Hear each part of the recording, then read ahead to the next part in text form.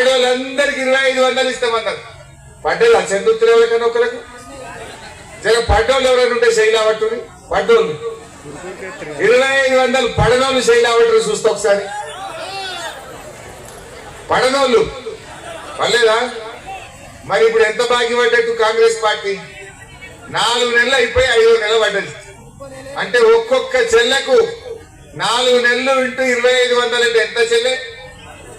10,000 రూపాయలు బాకీ పడ్డది కాంగ్రెస్. ఎవడన్నా మీరు రుద్రగికో చంద్రుడికో వచ్చి కాంగ్రెస్ పార్టీకి ఓటేయమంటే మా అక్క చెల్లెలు అరే నువ్వు 10,000 బాకీ పడ్డావు, ఇంకా 10,000 ఆడ పెట్టినాకనే మా ఓటు అడుగుమని చెప్పాలి. అంతేనే కాదా?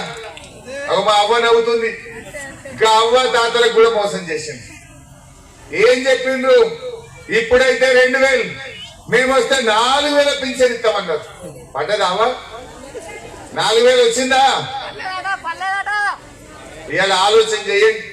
ఇవాళ ఈ కాంగ్రెస్ వాళ్ళు కేసీఆర్ ఉండగా 200ని 1000 చేస్తా అంటే చేసిండు.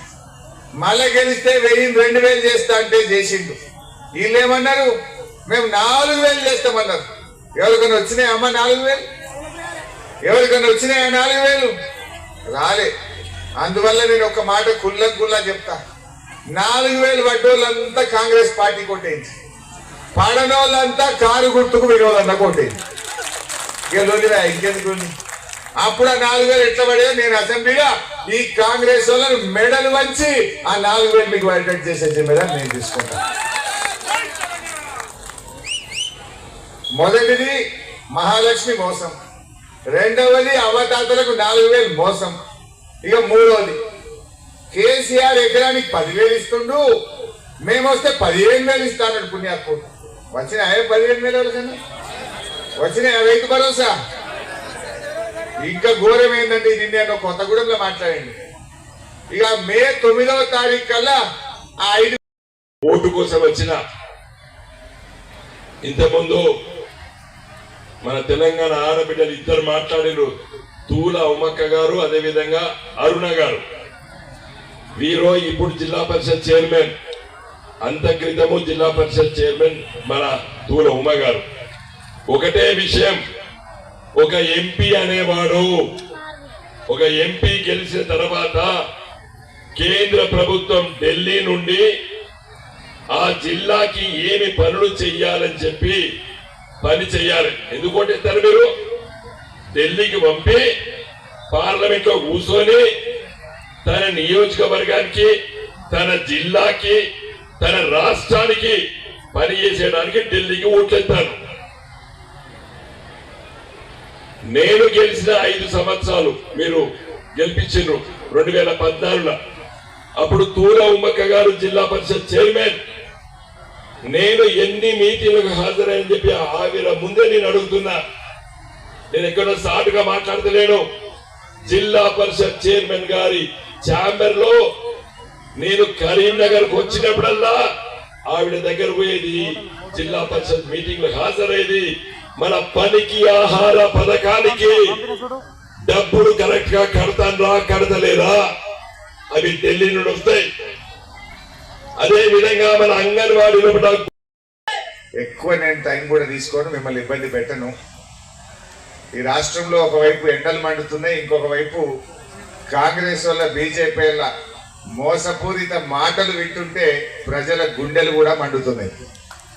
గౌరవనీయులు లక్ష్మణ్ అన్న గారు, మీ అందరి ఆశీస్సులతో కాబోయే మన ఎంపీ ఇవాళ అన్న వినోదన్న గారు, మా సోదరిమణి తుల ఉమ్మక్క గారు, జడ్పీ చైర్మన్ అరుణ రాఘవరెడ్డి గారు, లావణ్య రమేష్ గారు, స్వప్న మహేష్ గారు, అబ్రహం గారు, స్వరూప గారు, బిఎన్ రావు గారు, ఎల్లయ్య గారు, తిరుపతి గారు, ముఖ్యంగా ఈ నియోజకవర్గ ఇన్ఛార్జిగా పనిచేస్తున్న మిత్రులు ప్రవీణ్ గారు, సెస్ డైరెక్టర్లు తిరుపతి గారు, శ్రీనివాస్ గారు, గంగారాం గారు, పిఎస్సిఎస్ చైర్మన్లు నర్సయ్య గారు, కిషన్ రావు గారు, శ్రీనివాస్ గారు, కమలాకర్ గారు, మనోహర్ రెడ్డి గారు, సీనియర్ నాయకులు, అశోక్ గారు, పెంటయ్య గారు, రాజు, శ్రీనివాస్, అనిల్, రవి, ఆనందం, ఇంకా వేదిక మీద ఉన్న సీనియర్ నాయకులు పేర్లు మర్చిపోతే తప్పు పట్టుకోవద్దు.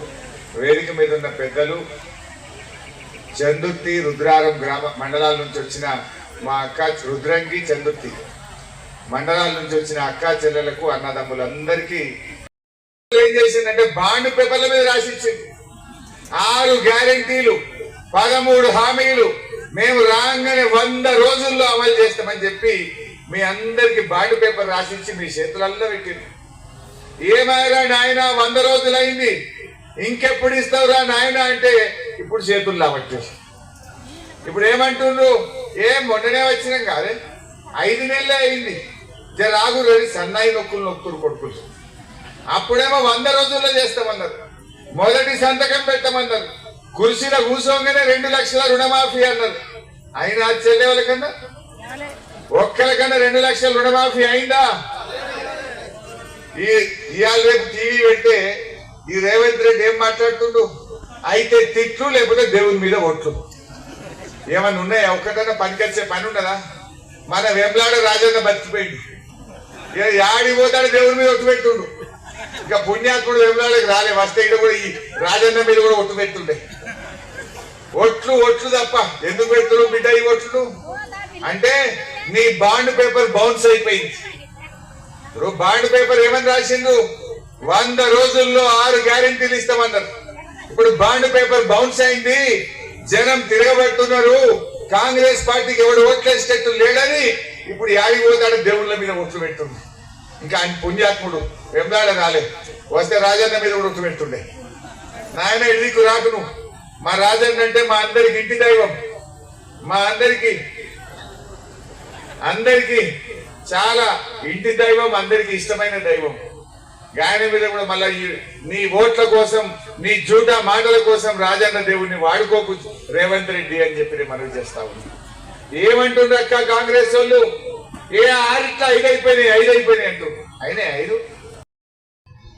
మన ఆశా వర్గాలు చక్కగా పనిచేస్తారా చేస్తలేరా అవన్నీ కూడా నేను హాజరై తెలుసుకొని పనిచేసేది.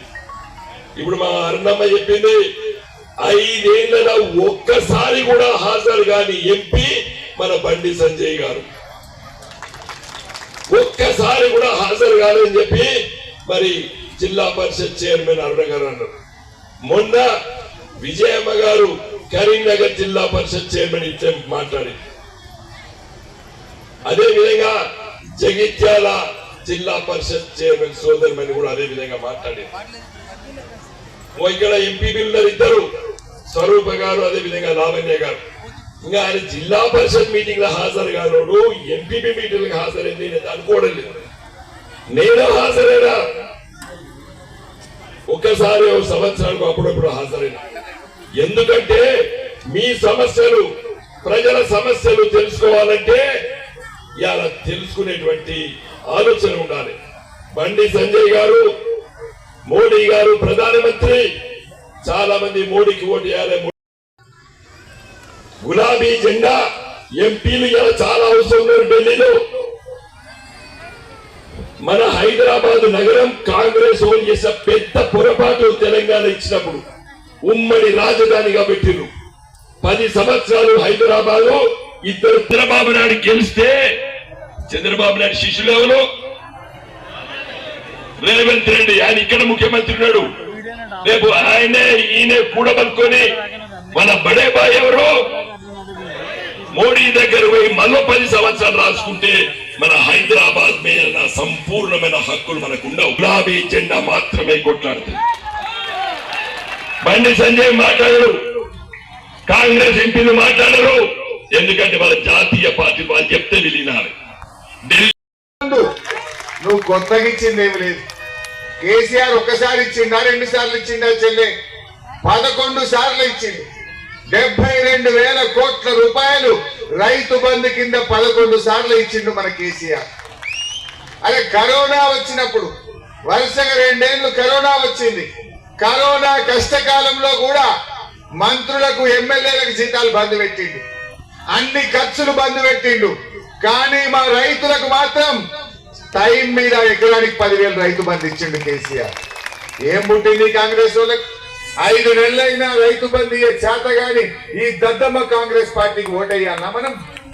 ఏం చేసింది? చెప్పింది 15,000, కనీసం 5,000 కూడా ఇచ్చే దిక్కు లేదు. ఇయ్యాలకి 5,000 వాళ్ళు లేవు. వడ్లు కూడా కొంటున్నారా? పోని ఏం చెప్పింది పుణ్యాత్ముడు? మేం గెలిస్తే వడ్లకు మక్కలకు 500 బోనస్ ఇస్తామన్నారు. వచ్చింది ఎవరికన్నా? బోనస్ దిక్కు లేదు, ఆ వడ్లు కొనే పరిస్థితి లేదు. కేసీఆర్ సంఖ్యలో మీరు వచ్చినందుకు మీకు ధన్యవాదాలు తెలియజేసుకుంటూ, ఎన్నికలు వచ్చినాయి. 4.5 నెలల ముందు నవంబర్ ఎన్నికల్లో మరి నేను పోటీ చేసిన మీ ఆశీర్వాదం ఉన్నా కూడా మరి నేను ఓడిపోవడం జరిగింది. దానికి బాధ ఏం లేదు. ఇలా మళ్ళీ ఒకసారి ఎన్నికలు వచ్చినాయి. మీరందరూ అనుకున్నారు ఏదో మార్పు జరుగుతుంది, మరి ఏదో చేస్తాడు, కొత్త గవర్నమెంట్ వస్తే ఏదో చేస్తాడని మీరు ఆశించారు. అప్పుడేమో నవంబర్ చల్లగా ఉండే, ఆలోచన చాలా చల్లగా ఉండే, మీడియం ఏదో మంచి జరుగుతుందని. 4 నెలలుగా ఇప్పుడున్న వేడి చెమటలు పడుతున్నాయా లేవా? పడుతున్నాయా చెమటలు? 4.5 నెలల్లో